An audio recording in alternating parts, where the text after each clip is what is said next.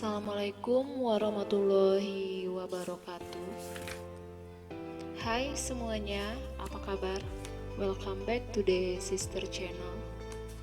Kali ini kita masih membahas mengenai video pembelajaran. Tentunya masih di video pembelajaran Sejarah Indonesia kelas 11. Sebelum kita mulai membahas, saya ingin kalian semua membantu channel ini dengan mensubscribe, like, comment, and share setiap video yang telah kalian tonton di channel ini. Terima kasih. Oke, jadi untuk materi kali ini kita masih berada di bab 1 dengan judul antara kolonialisme dan imperialisme. Sebelumnya kita sudah membahas mengenai melacak perburuan mutiara dari timur. Dan sebelumnya juga sudah juga kita bahas mengenai menganalisis kemaharajaan VOC. Nah, sekarang kita masuk ke bagian yang C. Judulnya di sini yaitu mengevaluasi penjajahan pemerintahan Hindia Belanda. Oke, kita langsung saja. Coba kita sama-sama mengamati gambar di bawah ini. Ini adalah beberapa gambar yang rasanya sudah sangat tidak asing kalau kita lihat di kehidupan kita sehari-hari. Ini ada kopi, ada tembakau, dan juga ada tebu. Gambar di atas tentunya sudah tidak asing bagi kita semua. Ada yang tahu kira-kira apa sih kaitannya dengan materi pembelajaran kita kali ini? Oke, silakan berpikir sejenak.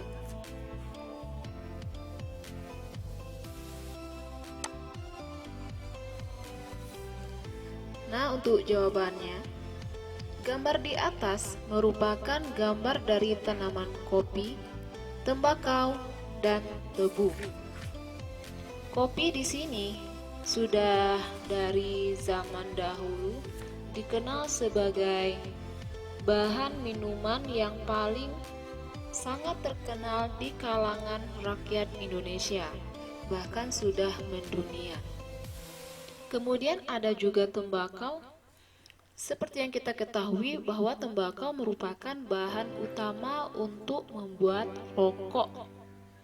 Dari dulu sampai saat ini, rokok Indonesia itu menjadi salah satu sumber penghasilan utama dari negara kita.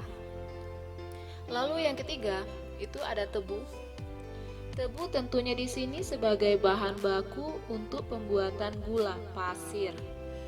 Jadi gula pasir itu sangat dibutuhkan oleh setiap orang untuk membuat minuman, baik itu untuk membuat teh, kopi, sirup, maupun minuman yang lainnya. Jadi sejak zaman kolonial, di Indonesia telah berkembang tanaman kopi, tembakau, dan tebu. Ketiga tanaman ini telah menjadi tanaman ekspor dari negara kita yang tercinta ini, yaitu negara Indonesia. Selain itu, terdapat pula tanaman nila dan karet. Tanaman-tanaman tersebut telah menjadi tanaman pokok pada masa kolonial di Indonesia, terutama pada masa tanam paksa atau istilahnya kultur stel-sel. Pada masa itu, Indonesia berada di bawah penjajahan pemerintah kolonial Belanda. Hal ini sangat menyengsarakan rakyat Indonesia. Oke, kita lanjut. Yang pertama ada masa pemerintahan Republik Batak. Pada tahun 1795 terjadi perubahan di daerah Belanda. Muncullah kelompok yang menamakan dirinya Partai Patriot. Partai ini terpengaruh oleh semboyan revolusi Prancis, Liberty atau kemerdekaan, Égalité atau persamaan, dan Fraternite atau persaudaraan. Partai Patriot Belanda yang anti raja atas bantuan Prancis berhasil merebut kekuasaan sehingga di Belanda terbentuklah pemerintahan yang baru yang disebut juga dengan Republik Batav atau Batavsche Republik. Republik ini menjadi boneka Prancis yang sedang dipimpin oleh Napoleon Bonaparte.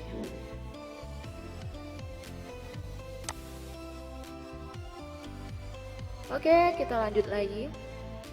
Jadi di dalam pemerintahan Republik Batav itu ada beberapa pemimpin yang ditunjuk sebagai pemimpin Hindia Belanda atau negara Indonesia. Orang pertama yang ditunjuk di sini adalah Herman Willem Daendels. Ia dikenal sebagai tokoh muda yang revolusioner. Nah, di sini kita lihat dulu bagaimana pemerintahan dalam masa pemerintahan Herman Willem Daendels. Pemerintahan Herman Willem Daendels berlangsung dari tahun 1808 sampai tahun 1811. Memperkuat pertahanan dan juga memperbaiki administrasi pemerintahan serta kehidupan sosial ekonomi di Nusantara, khususnya di tanah Jawa. Daendels adalah kaum patriot dan liberal dari Belanda yang sangat dipengaruhi oleh ajaran revolusi Prancis. Daendels di sini ingin menanamkan jiwa kemerdekaan, persamaan, dan persaudaraan di lingkungan masyarakat Hindia. Ia ingin memberantas praktik-praktik feodalisme. Hal ini dimaksudkan agar masyarakat lebih dinamis dan produktif untuk kepentingan negeri induk atau Republik Batav. Daendels melakukan beberapa langkah strategis, terutama menyangkut bidang pertahanan keamanan, administrasi pemerintahan, dan sosial ekonomi. Di bidang pertahanan dan keamanan, memenuhi tugas mempertahankan Jawa dari serangan Inggris. Daendels melakukan langkah-langkah sebagai berikut. Yang pertama, membangun benteng-benteng pertahanan baru. Yang kedua, membangun pangkalan angkatan laut di Anyer dan Ujung Kulon. Namun, pembangunan pangkalan di Ujung Kulon boleh dikatakan tidak berhasil. Yang ketiga, meningkatkan jumlah tentara dengan mengambil orang-orang pribumi, karena pada waktu pergi ke Nusantara, Daendels tidak membawa pasukan. Oleh karena itu, Daendels segera menambah jumlah pasukan yang diambil dari orang-orang pribumi, yakni 4.000 orang menjadi 18.000 orang. Wow, lumayan berkali-kali lipat ya jadinya. Kemudian membangun jalan raya dari Anyer, mulai dari Jawa Barat, yang sekarang menjadi Provinsi Banten, sampai Panurukan atau ujung timur Pulau Jawa di Provinsi Jawa Timur, sepanjang kurang lebih dari 1.100 km, sehingga jalan ini disebut dengan Jalan Daendels.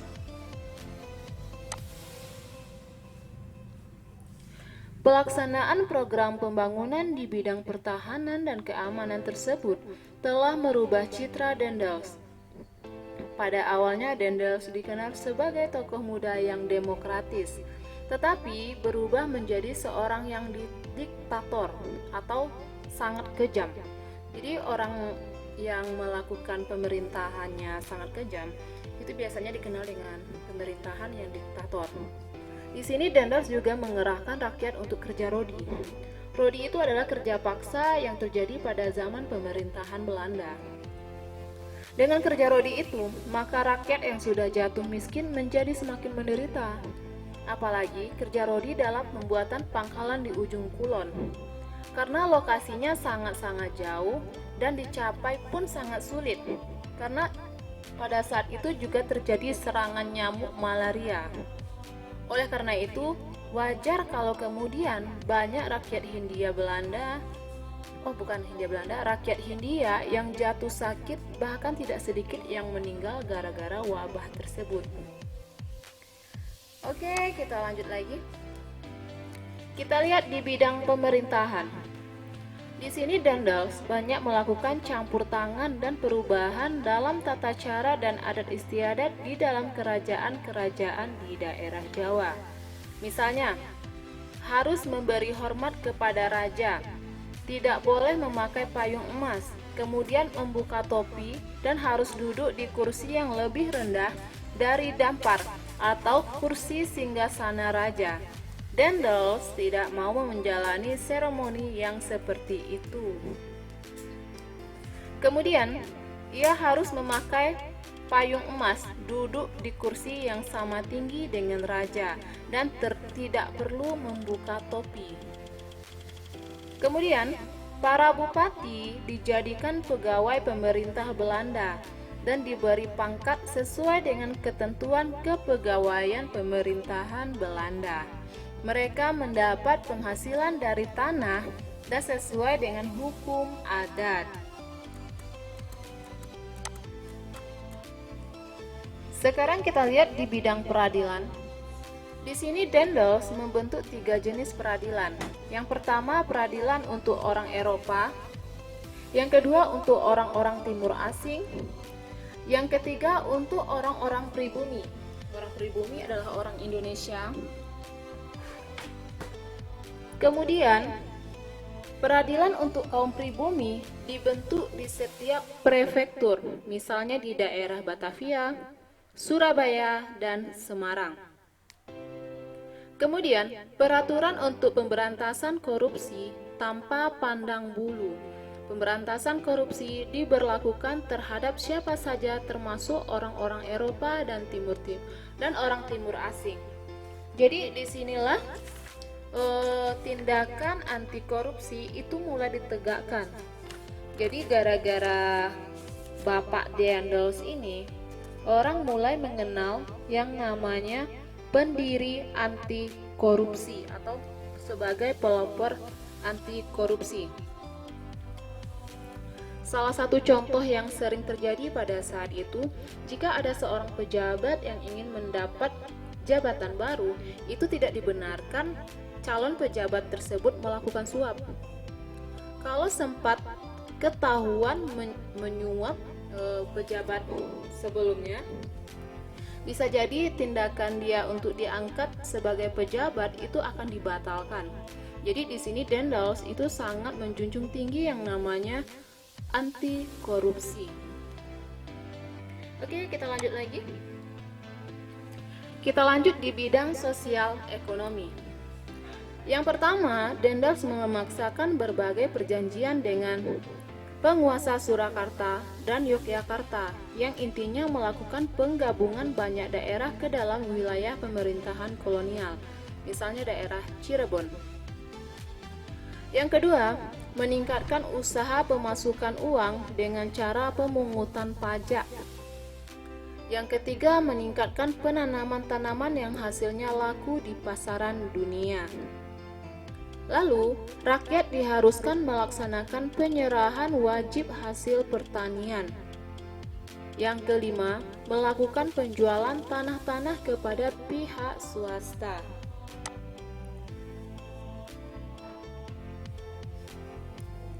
Jadi, beberapa kebijakan yang dilakukan oleh Daendels itu sebenarnya sangat merugikan pihak-pihak pribumi. Sekarang kita lihat akhir dari pemerintahan Daendels. Kekejaman dan kesewenang-wenangan Daendels menimbulkan kebencian di kalangan rakyat pribumi maupun orang-orang Eropa. Jadi di sini bukan hanya rakyat Indonesia saja yang tidak suka dengan Daendels, malahan orang-orang Eropa itu juga tidak suka dengan sikapnya. Sikapnya yang otoriter tersebut, terutama terhadap raja-raja Banten, Yogyakarta, dan Cirebon, menimbulkan pertentangan dan perlawanan. Jadi di mana-mana itu mulai terjadinya pemberontakan untuk melawan si Daendels ini. Penyelewengan dalam penjualan tanah kepada pihak swasta dan memanipulasi penjualan Istana Bogor. Jadi dia sempat ingin menjual Istana Bogor ya. Keburukan dalam sistem administrasi pemerintahan, Louis Napoleon sebagai Raja Belanda akhirnya menarik kembali Daendels dengan pertimbangan Daendels telah berbuat secara optimal di Indonesia. Penarikan Dendels ke Belanda disertai dengan pengangkatannya sebagai seorang panglima perang yang kemudian dikirim ke medan peperangan di Rusia. Jadi setelah si Dendels ini ditarik dari Indonesia, dia dikembalikan ke negaranya yaitu Belanda. Di sanalah dia diangkat lagi menjadi salah satu panglima perang dan dikirim ke Rusia. Jadi dia tidak lagi berada di negara kita. Nah, ini ada beberapa dampak positif yang telah diciptakan Dendels selama pemerintahan dia di Indonesia.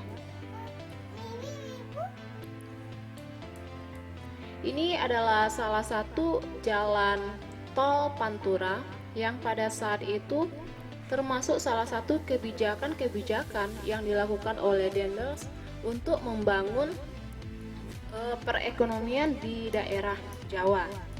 Jadi di sini Jalan Raya Pantura pada saat sekarang dan dulunya disebut dengan Jalan Raya Pos, yaitu disebut juga sebagai Groot Posweg. Jalan raya yang dibangun oleh Dendels ini terbentang dari ujung barat Pulau Jawa sampai ujung timur Pulau Jawa. Disebut-sebut juga sebagai Jalan Raya Pos. Kenapa demikian? Karena di sana pada setiap 4,5 km didirikan pos sebagai tempat perhentian dan penghubung pengiriman surat-surat. Nah, jadi di sini tujuan utamanya yaitu untuk memperlancar yang namanya komunikasi antar daerah. Jadi si Dendels ini memiliki ambisi yang kuat untuk melindungi daerah Jawa dari serangan Inggris. Jadi dia membutuhkan armada militer yang kuat dan tangguh. Ketika baru menginjakkan kaki di Pulau Jawa, Dendels berkeinginan untuk membangun jalur transportasi sepanjang Pulau Jawa. Jadi di sini dalam membangun jalan tol ini, Dendels hanya membutuhkan waktu selama 1 tahun. Jadi di sini yang bekerja itu siapa? Ya rakyat pribumi. Sekarang kita lihat. Nah, ini salah satu potret kehidupan pada saat itu di mana orang-orang pribumi itu dipekerjakan secara kasar dan dipaksa untuk bekerja membelah beberapa pegunungan agar bisa dijadikan sebuah jalan sebagai transportasi.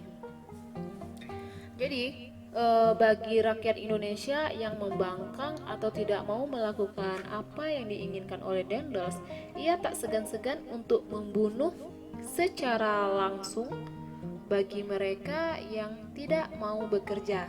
Dan ada yang mengatakan di pinggir jalan yang mereka buat ini bagi rakyat pribumi yang membangkang itu kepalanya akan digantung di setiap pohon di pinggir jalan tersebut. Sehingga bagi rakyat pribumi yang lainnya akan ketakutan.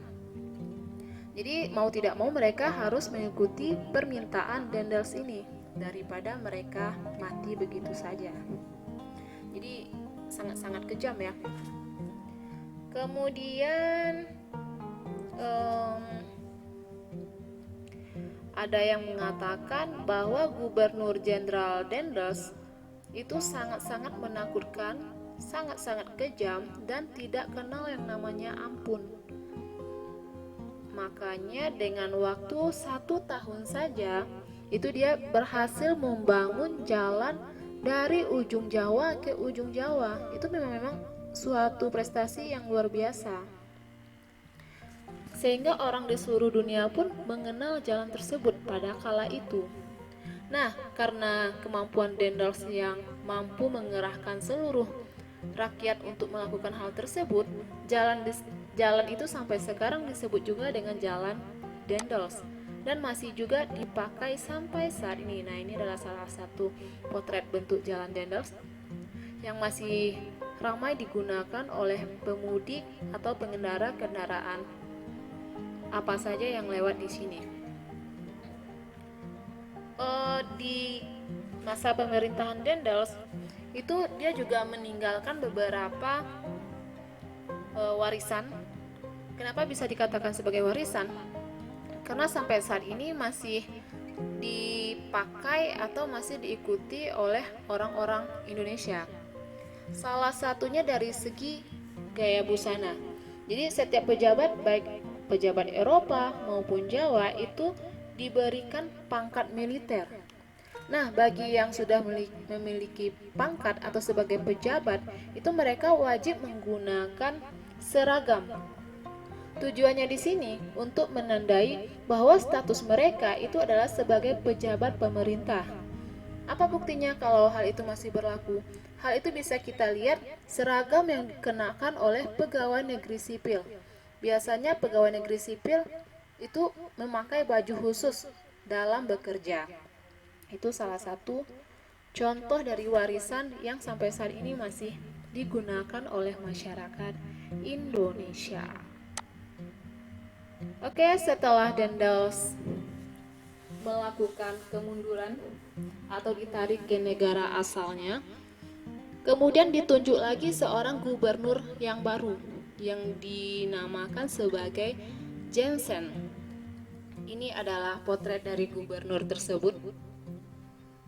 Pastinya mereka menggunakan pakaian seragam dan seperti ini. Ada menggunakan seperti ada pangkat-pangkat tertentu. Pada bulan Mei tahun 1811, Daendels dipanggil pulang ke negerinya. Kemudian ia digantikan oleh Jan Willem Jansen. Jansen dikenal sebagai seorang politikus berkebangsaan Belanda. Sebelumnya Jansen menjabat sebagai gubernur jenderal di Tanjung Harapan atau Afrika Selatan pada tahun 1802 sampai 1806.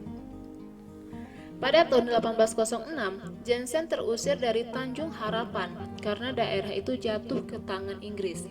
Jadi ketika terjadi beberapa kemunduran dari Daendels, ternyata di daerah Amerika sana Inggris mulai menguasai daerah Tanjung Harapan.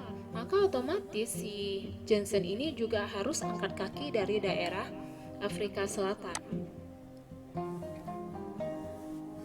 Oleh pemerintahan Belanda, pada tahun 1810, Jansen diperintahkan pergi ke Jawa dan akhirnya menggantikan Daendels pada tahun 1811. Di sana Jansen mencoba memperbaiki keadaan yang telah ditinggalkan oleh Daendels.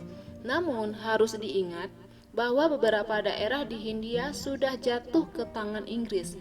Jadi wilayah kita pada saat itu sudah dikuasai juga oleh negara Inggris. Sementara itu, penguasa Inggris di India, Lord Minto, telah memerintahkan Thomas Stamford Raffles yang berkedudukan di Pulau Penang untuk segera menguasai daerah Jawa. Jadi daerah Jawa ini memang menjadi incaran dari negara-negara kolonial. Raffles segera mempersiapkan armadanya untuk menyeberangi Laut Jawa. Pengalaman pahit Jansen saat terusir dari Tanjung Harapan pun terulang lagi. Pada tanggal 4 Agustus tahun 1811, sebanyak 60 kapal Inggris di bawah komando Raffles telah muncul di perairan Batavia. Beberapa minggu berikutnya, tepatnya pada tanggal 26 Agustus 1811, Batavia pun jatuh ke tangan Inggris. Jadi pihak Inggris mulai berkuasa di daerah Jawa. Jansen berusaha menyingkirkan ke Semarang, bergabung dengan Legiun Mangkunegara dan prajurit-prajurit dari Yogyakarta serta Surakarta. Namun pasukan Inggris di sini lebih kuat, sehingga berhasil memukul mundur Jansen beserta pasukannya. Jansen pun mundur ke daerah Salatiga dan akhirnya menyerah di Tuntang. Penyerahan Jansen secara resmi ke pihak Inggris ditandai dengan adanya kapitulasi Tuntang pada tanggal 18 September tahun 1811.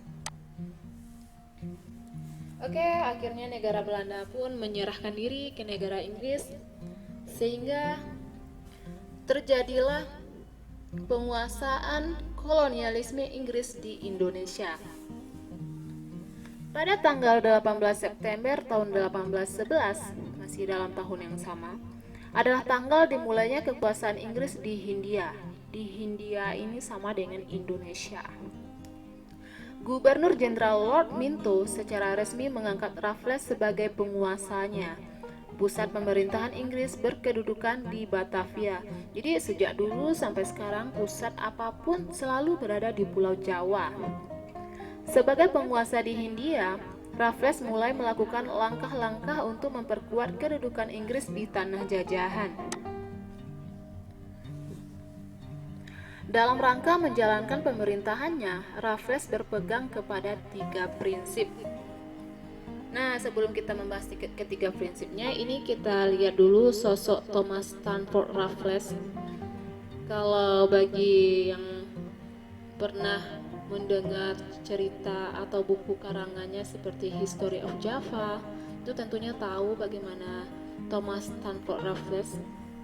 Atau ada yang pernah mendengar bunga Rafflesia, itu juga ditemukan oleh beliau ini. Sekarang kita bahas dulu mengenai 3 prinsip dari Raffles. Yang pertama, segala bentuk kerja rodi dan penyerahan wajib dihapus, diganti penanaman bebas oleh rakyat. Yang kedua, peranan para bupati sebagai pemungut pajak dihapuskan dan para bupati dimasukkan sebagai bagian pemerintah kolonial. Yang ketiga, atas dasar pandangan bahwa tanah itu milik pemerintah, maka rakyat penggarap dianggap sebagai penyewa. Berangkat dari 3 prinsip itu, Raffles melakukan beberapa langkah, baik yang menyangkut di bidang politik maupun di bidang sosial ekonomi.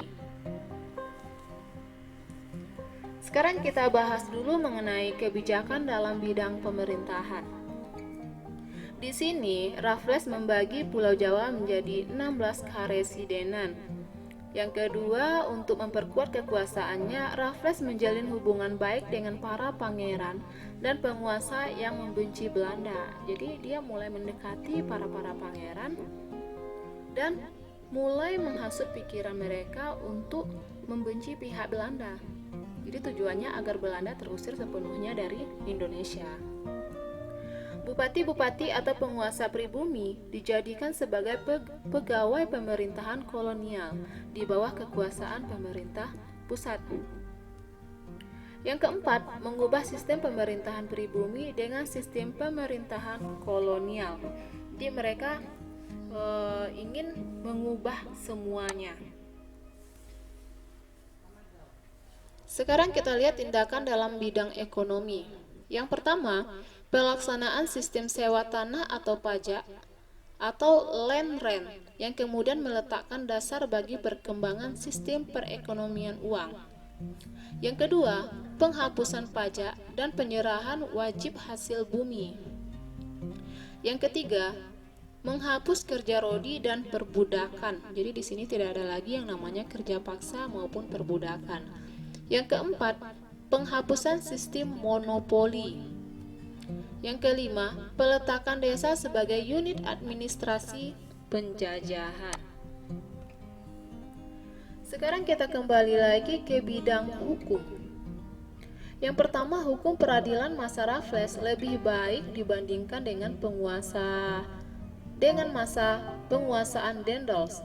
Yang kedua, Raffles lebih berdasarkan pada besar kecilnya suatu kesalahan, sementara Daendels berdasarkan pada ras warna kulit.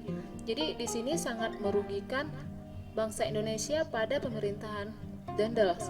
Walaupun pemerintahan atau rakyat Belanda yang melakukan kesalahan, tapi tetaplah pihak pribumi yang disalahkan. Yang ketiga, Raffles beranggapan bahwa pengadilan merupakan benteng untuk memperoleh keadilan, maka harus ada benteng yang sama bagi setiap warga negara. Tentunya jika ada awal, pasti ada yang namanya akhir.